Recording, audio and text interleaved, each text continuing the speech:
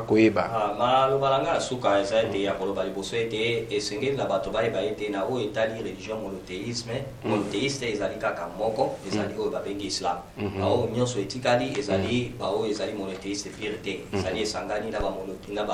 baidolâtrie na bapolythéisme ekoti kuna moya na nsima na yango koyeba ete mabondeli esengeli te kaka na nzambe moko na oyo etali meme baintercession ndenge bauti kolobela awa na ntango ya kala ezalaki na bamibeko mosusu me na islam eye na mibeko mosusu eza ete oleka epai ya nzambe me bakoki koleka epai ya moto na komisala na ye ya malamu oyo ye asali to mpe na batribu ya nzambe nde bakoki kosenga na yango epai na nzambe koya par exemple koloba ndeko namonaka donc aza exemplaire sengelanga mpo na nzambe asukanga na likambo te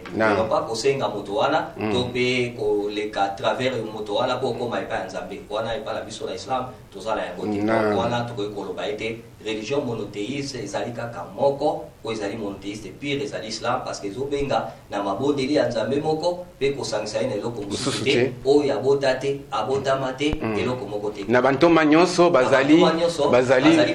batindami ya nzambe bazali bikelamu Oustaz Mohamadi Kasongo